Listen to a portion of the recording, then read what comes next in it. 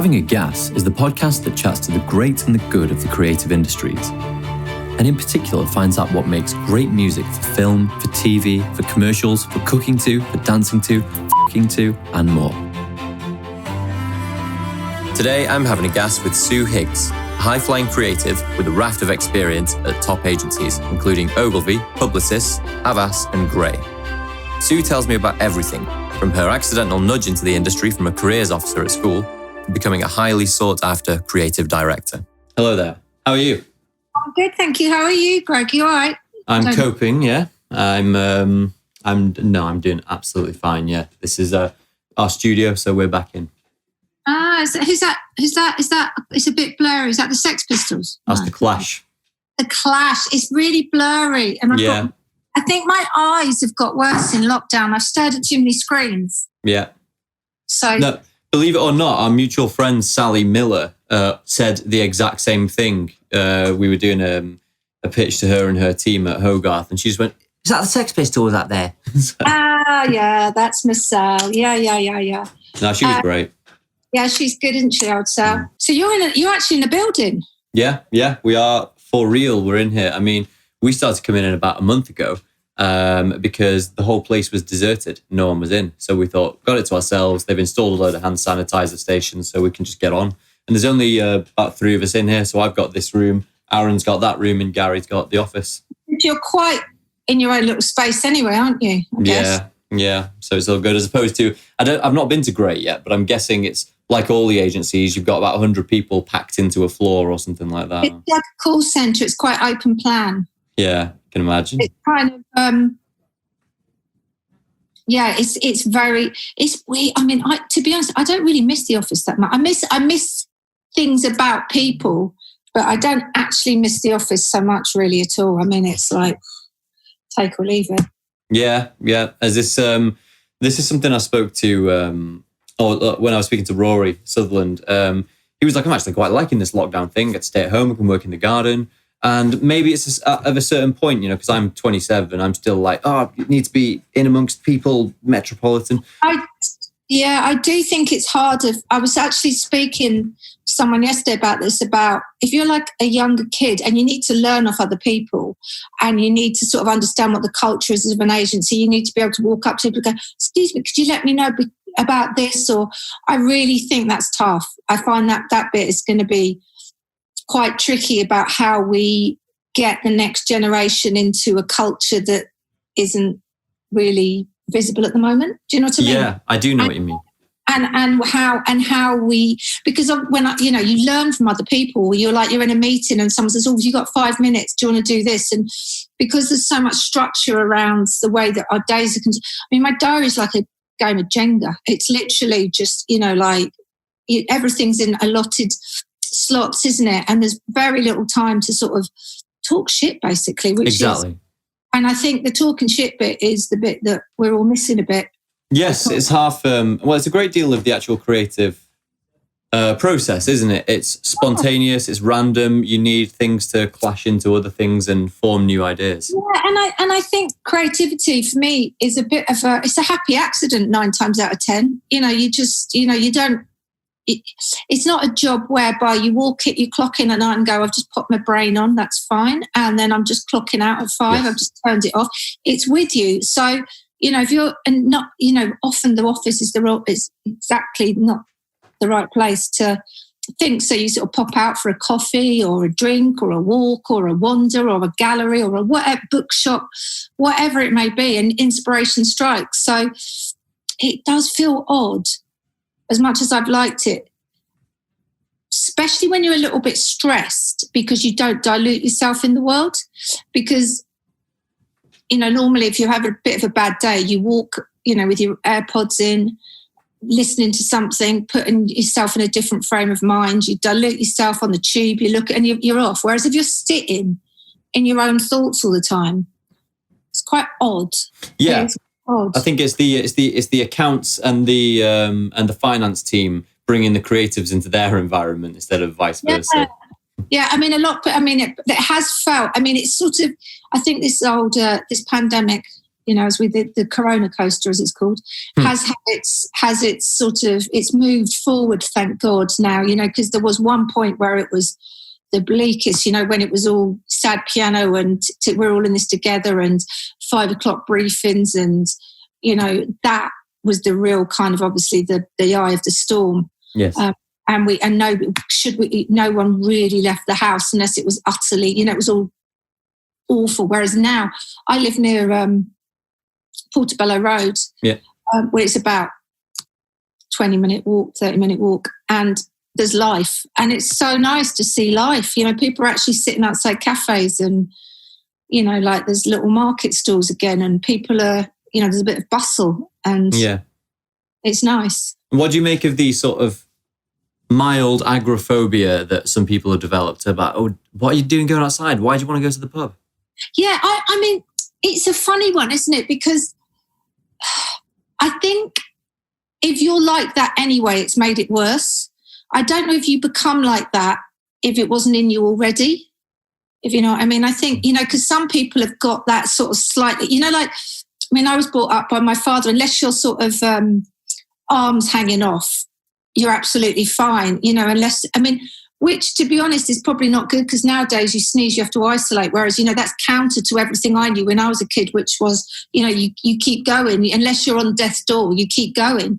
Yeah. So I don't really, there was a point when you'd cross someone in the street and they'd literally jump out their skin if you got close, but that sort of behaviour. But you imagine they would have been like that. Do you know what I mean? Yes, yeah. So the people who have a sort of propensity towards neuroticism in general being not being a doctor or anything, but it appears that it's pushed that further as opposed to if you're not particularly, I know friends who are maybe mildly hypochondriac, it's made them worse, as opposed to sort of like someone like me. I'm a bit like, what will be, que sera. I mean, you obviously wash your hands. I've just been out with my mask and I look like a dirt biker in my mask, got one of those big like cycling ones, and I had my glasses on, and it literally covers the whole of your face. It's quite a look. It's made a mockery of how much CCTV we've put everywhere over the last 20 years. Oh my lordy, exactly. And also, like I always think about, what about people that lip read? What about people who like follow people's faces and look and also I was thinking, because I quite like smiling at people, and I was thinking, God, what? I had to have a blood test. I mean, nothing serious. I just was having a blood test because just a small thing, and the woman was really nice, and I was like, I said, I'm trying to smile at you, and I said, I can't smile, and she's like, no, people are like trying to emote with their eyes, and I was like trying to think, how can I smile with my eye, like Puss out of Shrek, when like you're trying to emote with your eyes, because normally just those little looks, and again, that's the the non-verbal communications that we're all missing on the screens, is being able to read the room, not the Zoom, and being able to just nod at someone or raise an eyebrow or smile or just connect in a different way that isn't language. It's a whole different ballgame, isn't it? Yes, it is. And so going back a bit for you, whereabouts, I'm guessing you were raised in London, just judging by the accent. You know what? That is hilarious. Everyone thinks that. I know. Oh my goodness. Have I got it wrong? I speak quite so funny. I've got 3 children. My 2 daughters always say, why do we have such nice speaking voices and you don't? I'm an anomaly. My family, I was born and bred in Surrey, and my father died last year, but my mum and my dad, I'm the only one that speaks like me. But I think that's because I've lived longer in London than I did in Surrey. I left when I was 18, so therefore you kind of pick up what's around you, I guess. I'm quite a little sponge. I guess if I lived in Australia, I would have an Australian accent. If I lived in Manchester, I'd have a Manchester. I just think I'm quite a...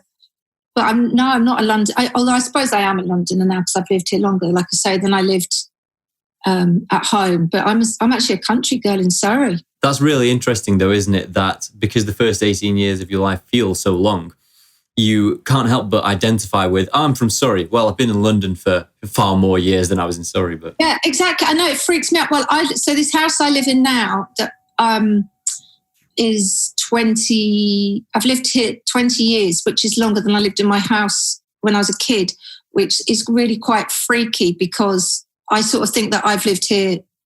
I lived at home forever because your childhood feels so long. But actually, in real time, I've lived here longer, which is really quite freaky. Yeah. It's starting to catch up. So was it you moved to London at 18, and was that for the creative circuit? Yeah. So I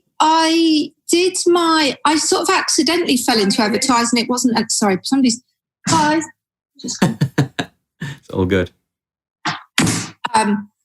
I did my A-levels and I had a year out because when I was a kid, I had my first car was a Mark 1 Capri. I had a beautiful Mark 1 Capri, KUD 569L, beautiful car.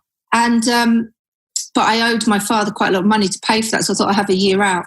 Got a job. And I think it was like, I couldn't do anything. I was like, but I've got 10 O-levels and 3 A-levels and I can't do anything. So I got this job. It was about 75 quid a week. Yeah. Like I worked at photocopying. I worked in a photo reprographic place. And I thought, why am I going to uni to learn and not be able to do anything at the end? I really wanted to be able to do something. So I called, as you could do in those days, a careers advisor. And I said, look, I'm quite creative, but I can't draw. My art is shocking. I'd scraped my way through an arts O-level and a designer, but rubbish. It was sympathy that did that. And I said, but I have ideas, but I thought that you had to be able to draw or do some kind of art. And they said, well, why don't you do advertising? I thought, why not? And so I kind of talked my way into the Hounslow Borough College course in Hounslow, and which had a really good reputation. Loads of advertising greats went through there. The college tutor, Dave Morris, was incredible. Had Rich Flintham and Andy, his partner, went through there. Hundreds, really great alumni went through there. So I went from leafy Surrey to Hounslow, which was quite a culture shock, and then just inched my way into London as I was sort of going on to placements and getting jobs and trying to sort of find my way in the advertising world. Yeah, so that was my kind of. It was a bit of an accident. I think I never had a master plan. It was all a little bit by chance and falling into things, and then I ended up living in Notting Hill because my dad got remarried, and I met a really mad old cousin of mine, hadn't seen, and he said, "Do you want a flat in Notting Hill?" I went, "Yes, please." And he just gave me his keys. So that's how I live in West London because my cousin gave me a flat, my second cousin who I'd never met before. So it's all a bit kind of stumbling and making up as I go along, which there's never been a master plan. No, but that's a good thing. Part of what I like, part of the angle for this is I'm always liking to get people's story about how they got into it, because I do think, particularly in advertising, but in general, young people have no idea how to get into things. No. And it's really good to know that there's not that if you can't see the front door, don't worry, you're not insane, because there isn't an obvious front door. You can. There isn't. I think it's now the courses are a lot more set up. Like you can do a degree in advertising now, which mine was an HND. It's a higher national diploma. It wasn't so much as an accreditation, because in those days there was a lot more art schools, and also students were given grants, which I know is a thing of the past. So it was a bit more meritocratic. So a lot more. You didn't have to have money in order to able to be a student, because you could get a grant. And I got housing benefit, which was extraordinary. So, it was easier to support kids from all kind of backgrounds. This is, I think, one of the massive issues for me, because when I was younger, it wasn't just people who could afford to go to uni to get a degree. It was people who are just. I know loads of people who I worked with who didn't have any qualifications, were brilliant at art, went to art school, and then went into commercial art. Hundreds who are now really highly paid directors. And I just wish that path was there a little bit more for people, because you can't always put a qualification on a talent.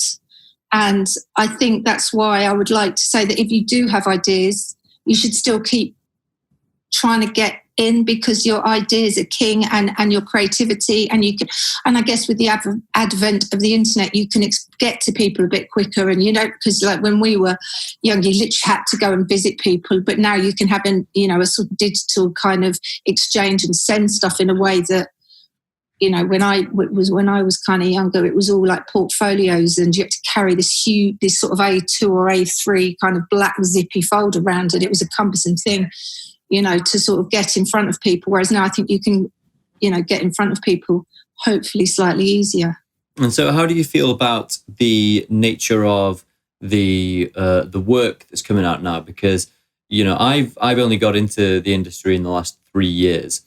And the more I talk to people, the more I get the sense that people think, oh, things were great in the 90s. And now they're a little bit fearful of digital, clients going and putting everything into, big data.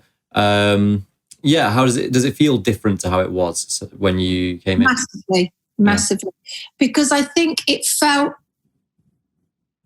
simpler, because I think it was simpler, because I'm going to, without making myself sound like a dinosaur, it was analog.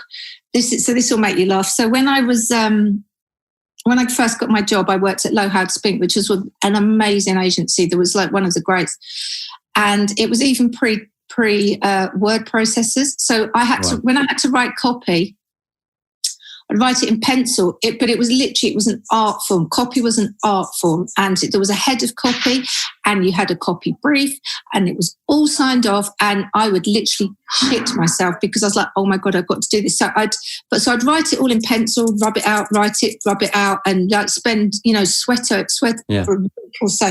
And the same if I was writing a TV spot. The same I was writing. And then what I had to do was I had to take it to a secretary to type it up for me. Now, when I first joined, I was the first woman that got hired in about 3 years, and they hated me. Oh my, because it was this kind of, who is she? And woo, and they kind of wanted to be the queen bees, and there was this kind of quite energetic, lively sort of mucking about, ever so funny, obviously, kind of women in this department. They were a bit like, oh, where does she go? Not so much on her. So I would say, I really need to get this typed, and they'd grab it off me and, like throw it back at me. And I'd be like, I'd go through it. I think, oh God, no, actually I need to change that bit. It's not like delete. No, you can do it on I watch people doing it on their phone. And so I'd be like, you need to change that, grab it off me and throw it. Anyway. Yeah. And then after about 6 months, the head secretary said to me, we've decided you're all right. And I said, thank you. So kind of. But just by saying that, things were slower, and we there was a bit more time. I know I making me sound like a dinosaur, but there was the time. There wasn't this kind of constant pressure of now. You're constantly forced to be brilliant now. It's like you could be brilliant over. You're lucky to get the over lunchtime test, let alone the overnight test. Whereas there was always, there was sort of things were on the wall, and you'd stand and you'd would walk past and go, oh, that's interesting. Have you done that? Whereas now we're all a bit more in our laptops. We're a bit more headphones on, headphones in. It felt a bit more open and maybe a bit. I think it was because it was slower. And for example, if you wanted, now if I want to find an image of a duck skateboarding, I type it. You'd have to kind of I need to go to a bookshop. I need to find a book. You'd go to a bookshop. You'd pore over books, and you'd find, oh, that's interesting. So you were constantly at a pace, a sort of real time pace, as opposed to everything is now. And again, I guess, and it goes a bit with you maybe will see with production, like. So when we would make a commercial, everything was shot on film. And you would shoot. There wasn't any kind of shoot the board, because basically, the storyboard artists basically, and it's not 9 times out of 10 nowadays end up directing the film, because they want to stick to the board. Whereas you'd have a script and everything would be shot wide, mid, and close, and then you'd get you wouldn't know what the edit was until you got the edit. So then you'd shoot it all on film. You'd go to like a little viewing theatre in Soho. Mr. Young's, I remember, was one. There was one on Wardour Street as well. Can't remember its name. And you'd watch all your rushes, and it would go. So it was exciting because you could see everything. That's what we've shot, and then it would go into like they'd find the edit, in a Steinbeck. I do sound like I'm a dinosaur. I'm so sorry. Okay. But the exciting thing about this is it was deconstructed. You know how everything worked, and then that was your offline because it was literally it hadn't been put together, and you could see it all being put together. But there was none of that. I mean, I guess now you'll know that there was no. Oh, that film's. You had to look at the edit. That was the edit, and that's what we were looking at. Whereas now, because it's all digital, be like, yeah, but what's the film like? And that's a bit dark. Or actually, what's the music? It's like, well, that's later. We have to focus on the edit. Whereas because it was so much more drawn out instead, not drawn out. It was just you could see stage by stage. You had a lot more time to craft and go. Is this the right edit? Do you know what I mean? So yeah, of course. It was great. It was really good. Yeah, I was talking to Ben Kay the other day for this, and he was saying that, the great irony of the fact that as our technology becomes more useful, quicker, more complicated, at one point you could make the argument that they were made to save time and make things easier. Whereas what happens is, we save time on tasks we already do, which brings out a void, so we can fill that with more things. Yeah. We can do more things. Yeah, and it's extraordinary. The speed in which everything is. I don't know. It doesn't bring greatness. I don't know where the algorithm is that says the faster you go, the better it is. In fact, you could argue the other way. But so I guess it felt slower, but in a way that wasn't because it was slow. It was because there was a lot more time to think. Yeah. And there wasn't this and things weren't quite maybe as global. There wasn't so many networks. There wasn't so much. It was a lot more of a cottage industry. You kind of, and it was fun actually. We laughed a lot.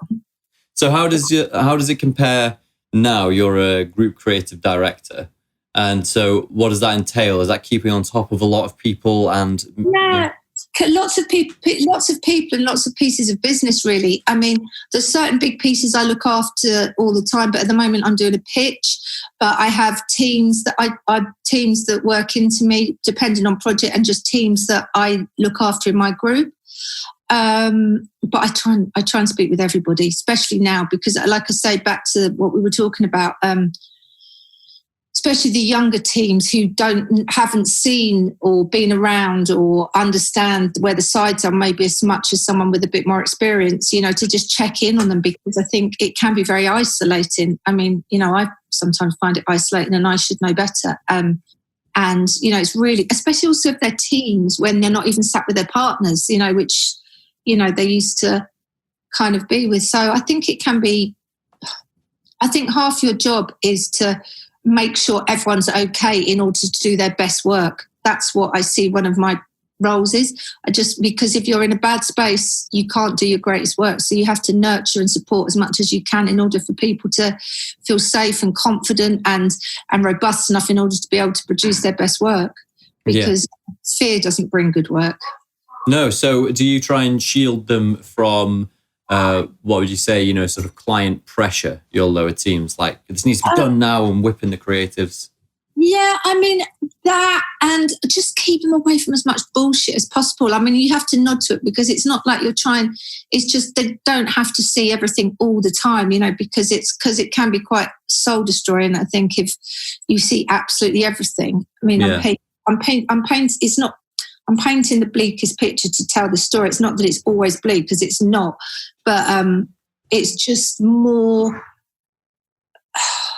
There is quite a lot of bullshit involved, as we know. Feels like there is more than there ever was, and it's just keeping their heads in a clear space in order to be able to create, because you can't create when your head's just spinning with what the hell does that mean. Yeah. So and also we don't have to know. My job is to try and hopefully just process some of it in order to be useful, as opposed to sort of like get people confused with not knowing what's going on. Yeah. What do you make of the current deluge of brand purpose creative material that's not in the honor of, not in the aid of selling more stuff? Well, I mean, I think it has to be authentic, because I think there's the old adage, isn't it? Was it? Oh, I can't remember the name. But basically, someone said, only half of my advertising works. The trouble is, I don't know which half. Yes. And so, sometimes you don't really know why something is selling. It doesn't have to be hard to sell. And so I think brand purposes are wonderful so long as you're not adding it in at the end as an extra ingredient, as long as it comes from a source of purity and authenticity, because you will get called out, quite right. I mean, obviously someone like Patagonia, who imbues that sense of purpose and is very clear about who they are, how they behave, what they do, fantastic. And Patagonia, they don't directly, put pictures of coats up, but their brand. And they say, the biggest, the most valuable media space is someone's brain. So, I know what Patagonia stand for and why I like them. And they're front of mind when I purchase, without having them to, see hundreds of rows of coats and go, or bags, or do you know what I mean? Yeah. So I think it stems from authenticity, because can't bullshit that stuff. It's interesting that you say someone's mind is the most valuable media space. I heard a marketing director say that last summer. He was saying that the space in your mind for non-alcoholic beverage is owned by Coca-Cola, because they've been advertising so well for the last 50 years. And I think that's where consumers get suspicious of our industry, because it can be interpreted as you're trying to brainwash me into buying stuff. Whereas I take the view that the really good, really great creative work is worth seeing and worth having for its own sake. And then, the brand goes on at the end, and you go, okay, well played. You watch Surfer and you go, all right, Guinness, good work, and then Guinness becomes cool because they've made all these cool films in service of the brand. Yeah. And I think it is the most amazing thing about Guinness Surf is a product truth demonstrated in the most beautiful way. It's not that it's just for the sake of it. It's the most creative expression of one of its incredible brand truths. I mean, that film would stand up, so if that got released now, obviously the graphics would be different and all that, and all the CG, it would be different. I mean, would it be better? I don't know, but the sound on that is phenomenal.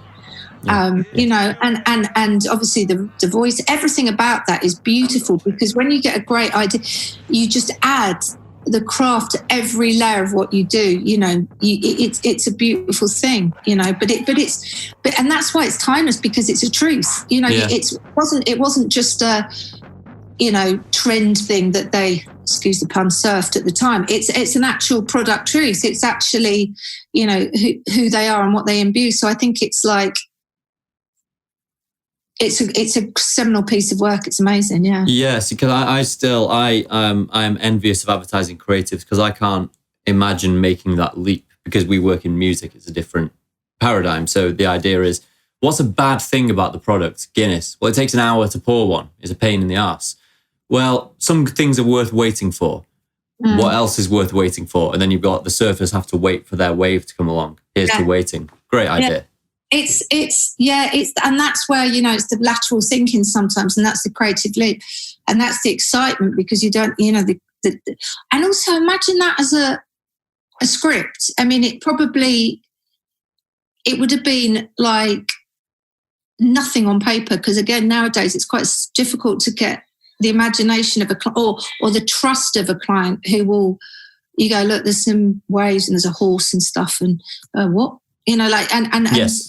And it wasn't done, and they wouldn't have been able to search the internet and go, look, they've done it before, because they hadn't done it. But so there's an incredible amount of trust and all that kind of stuff in there. So, do you feel like there is less creative courage at the moment in the industry to go to the client and go, this idea is bonkers, but we have to go with it because?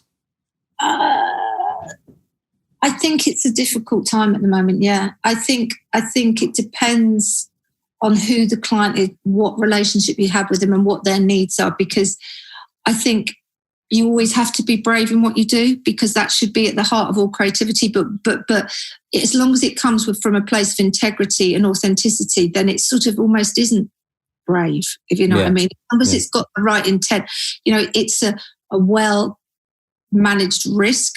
If you know what I mean, it's not for the sake of it, then I think you should be on safe space. But I do think people are brands who've never really invested in their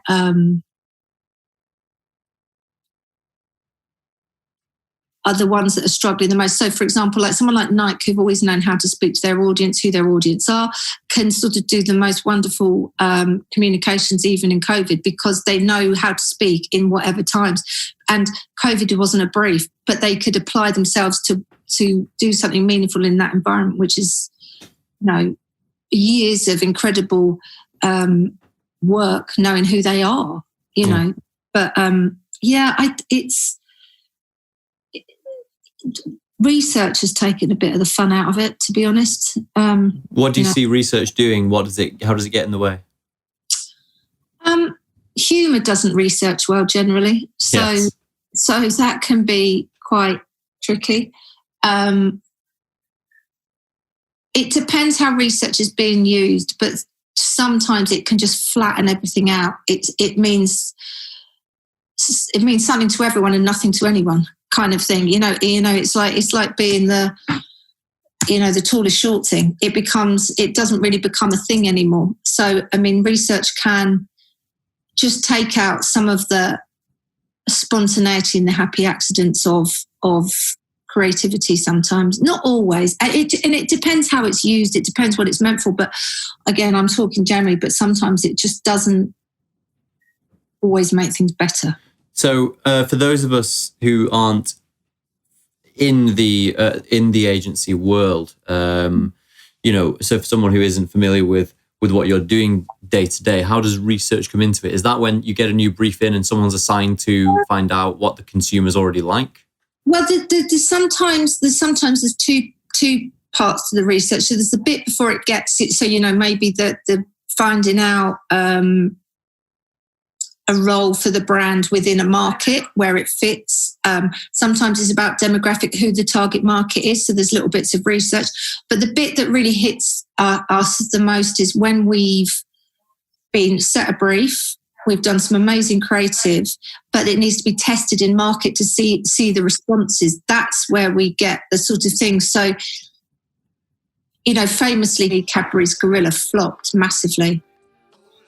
Yet they still, the marketing director obviously still ran it, and it flopped during the market research phase.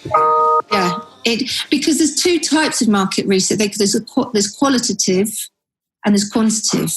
So there's one which comes up with, and there's also that Ipsos stuff which does brainwaves. There's all these different variants that aren't always the best way to test creative work.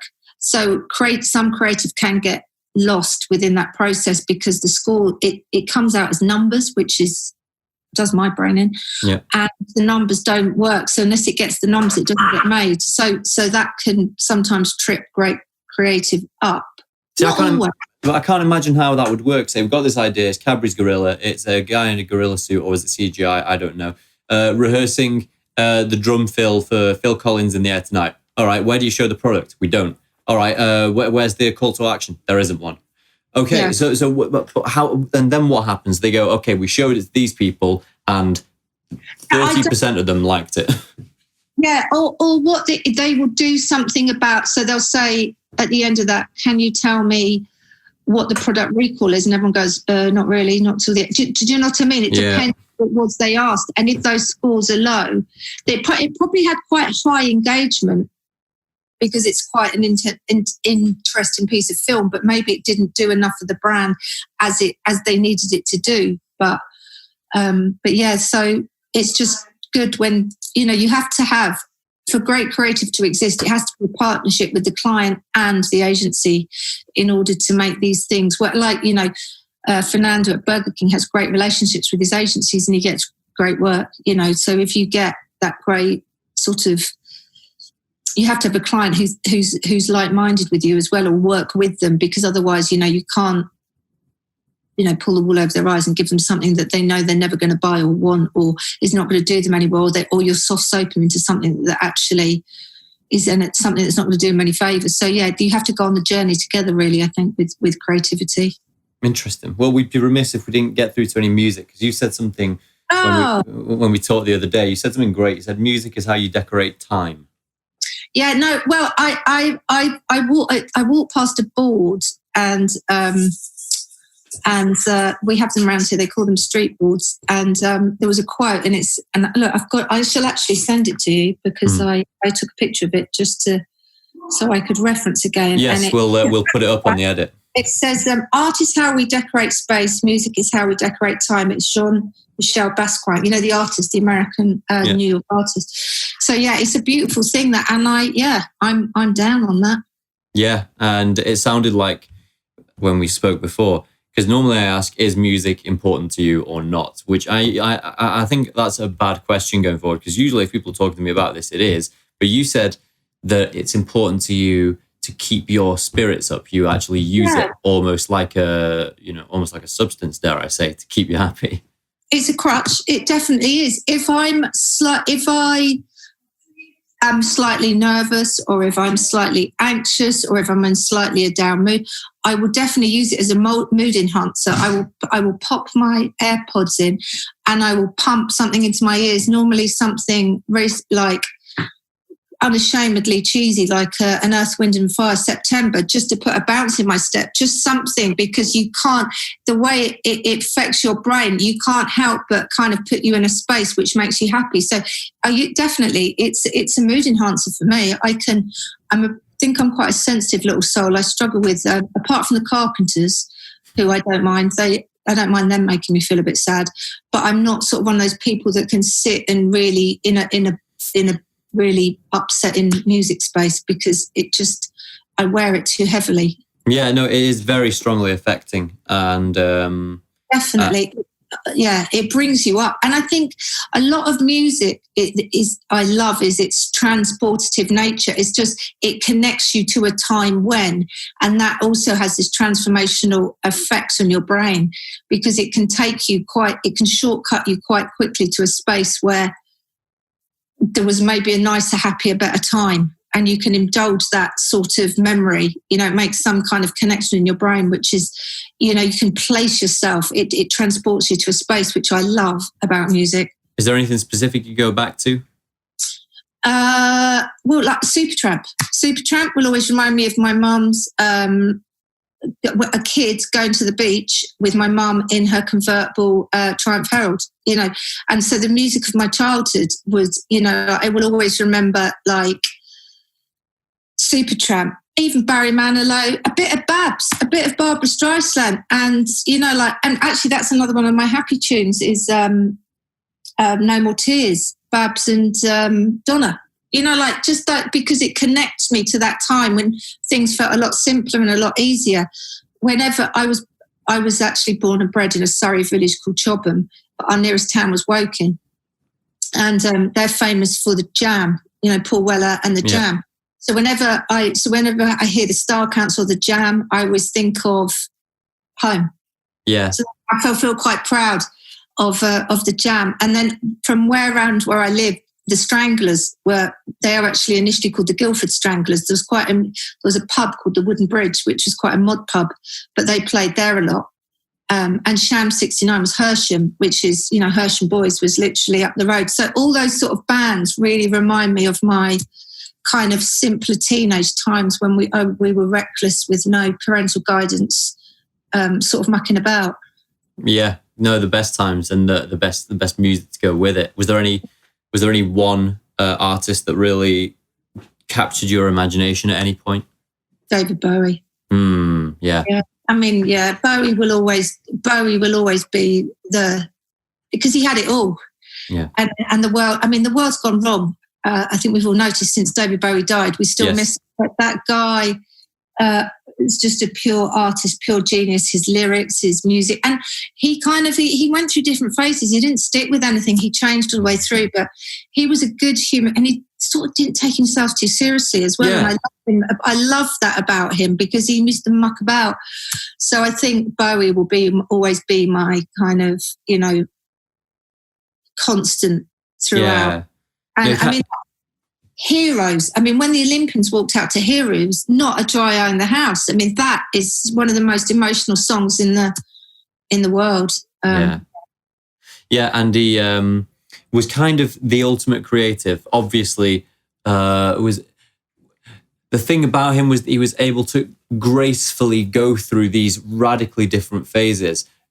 Long hair, glam, high heels, short hair, suit, bit of a 90s beard, Trent Reznor sound, jazz at the end. It's like, and none of it ever seemed wrong. And it always seemed like completely on brand. And it didn't ever feel he was trying too hard to be anything. It all felt authentic. I mean, who has ever made dying like that in such an art form? Black Star, it just blows my mind. It's incredible. Can you stand to watch the music video for Lazarus where he gets into the cupboard at the end? No. I mean, I find that difficult. I sort of peek at it and then I peek away at it. I peek at it and I peek away, but it's difficult. Another song that always comes to me, and which because I've got three. My children are a bit bigger now. Like I've got a 21-year-old, a 19-year-old, and a 15-year-old. But when about 5 years ago, I took them on a road trip around California, and we'd hired a car and we drove up from Vegas up to Tahoe where we got friends. Yeah. And it's horrendous. Road trips are my favourites in the world, but my daughter had made some music compilation things. She'd burnt them on CD, and the song that we could all agree on, because there's a lot of different tastes and age groups and ranges going on there, but the one that really united us was bizarrely Elton John's Tiny Dancer. That was literally, if I ever hear that song, that would take me to driving a car through the desert, like through Death Valley with my kids, and we were all singing this song and watching the thermometer on the dashboard at 108 going, Jesus, is. So that's what I mean about this incredible transportative nature. So I can listen to that now, and I'm in a car in the desert. That's what it'll be different, obviously. I guess for some people it'll be a John Lewis ad with a girl driving around, dancing around a living room, knocking into things for that. Oh, yeah. Well, I mean, I think I was the odd one out. I got quite worked up at the Elton John Lewis ad that they did. Because, so everyone in this office was like, they don't even sell pianos. What are they doing? Elton John, bit of an arse. But Elton John was something I got into when I was about 14 when I was learning the piano. And, my mum bought me a piano when I was 18, and it kind of had a parallel thing going on for it. Parallels, yeah. Oh my God, though, did you watch that? What was that thing? Lady Gaga did that that thing. Why was he singing I'm Dill Dandin? Did you hear? I've seen him perform live once, but in the last 10 years, he kind of did lose the ability to enunciate properly, because he can't hit the high notes anymore. And it comes out very rough. I imagine it's singing things 1,000 times just takes it out of you. Yeah, maybe. Well, I booked tickets last year, so 2019, I booked tickets for Elton John for 2020, and it's now just been put off to 21. Yes. So I've got to wait another year and a half or something to see him at the never-ending retirement tour. Exactly. I know that was always the joke with Status Quo, wasn't it? They doing another comeback. They had more comebacks than anybody else in the world, I think. Well, the question is, if you can sell tickets, why would you ever retire? Because it's the best job in the world when you get up there. Greatest job in the world, yeah. And so on the Bowie thing, briefly, obviously Black Star was quite difficult to get through. And, my dad was born 57, which meant, 70s was his time. And he said I could really only listen to that album once because it was so affecting. Like you said, were you quite affected by it? Hugely affected by it, but hugely affected because it was released just before he died, wasn't it? Yeah. 2 days, I think, 2 days. Yeah, and so I think I listened to it, and then it was harder to listen to it again because we didn't know. But now you see it, and like some of those videos, you can see when you can hear in his breath that kind of the lungs. They were obviously because from the treatment. So it's really, really, but it's so profoundly beautiful at the same time. Yeah. So beautiful. It is difficult to listen to. But when you see the video, the Swedish guy who directed it, not Lars. Oh, I can't remember his name. It's Friday afternoon. I'm having a name blank, but the Swedish director. We'll put it up on the screen. Yeah, he. When he's got it close to his throat and he's got those black things, it's just haunting, and he's struggling for breath, and then you see it all again. Oh, it's extraordinary. Moving across to the creative world, I would say the creative world, it's all creative, isn't it? The advertising world, the world of selling stuff. I have to ban Surfer because everyone always goes straight to there. Is there a piece of film, a bit of creative work, good TVC where the music was absolutely on point and you really remember it? Levi's Creek. Yeah, that's another one. Yeah, Levi's Creek was incredible. I think that was just because that was quite a seminal moment watching that, because that was sort of when music crossed over into the sort of real world, as in, that track went on to sell. Levi's did such a brilliant job with music. They were one of the first kind of brands, I think, that really took that on as a cultural piece and pushed it out, into the charts as it was at the time. They were real music, real bands. So I think that really, really they always did music. So Mad About the Boy with the Swimmer, and the Liar Liar, is it Tom Petty, the Through the Streets of New Orleans. They were incredible pieces of music. Yeah, well, BBH did some really, really cool work in the 90s and pushed some of those brands way up. And, when I spoke to Hugh Todd for this, he said, I don't know if Levi's is quite where it once was. And I thought, I suppose not. People my age don't really think about Levi's that much. No, they definitely aren't what they almost became. There's that anomaly when you become almost too mass. It's quite interesting, like when you become too big, you stop being that cool thing. And they did start making these little boutique, smaller shops. There's one, they used to be anyway, in Carnaby Street, which was supposed to be their more sort of niche, cooler range, I think, to try and retain. But I'm not sure they ever got back to the, the Flat Erics and the kind of like those amazing Vaughan and Anthea did those ads, and Michael Houseman, and then of course at the end Gondry did drugstore is incredible. Biosphere on drugs, an incredible use of music, which you mix those black and white photos, that incredible start photography with that, and it's a really, really inspiring kind of choice of music there. Is there anything that you've worked on or any work that you've directed where the music was really working for you? Yeah, loads, and my mind's gone blank. I worked. Oh God love Jonathan Goldman. The most incredible composer. I had the privilege of working with him and his wife in a studio in Islington, and it was for, I can't remember what it was for. I think it might have even been a Nescafe job, something like that. But he did a full orchestrated piece, and we went and we listened to that, and that was goosebumps. And did he record it like properly? Yeah, it had a full orchestra recorded properly, and that it was like nothing else. It was extraordinary. That was I feel so privileged. I wrote to his family and said, I just need to let you know it was one of the most privileged moments of my life, being able to be party to listening to it. It was so moving. It was incredible. That really stands out as one of my most,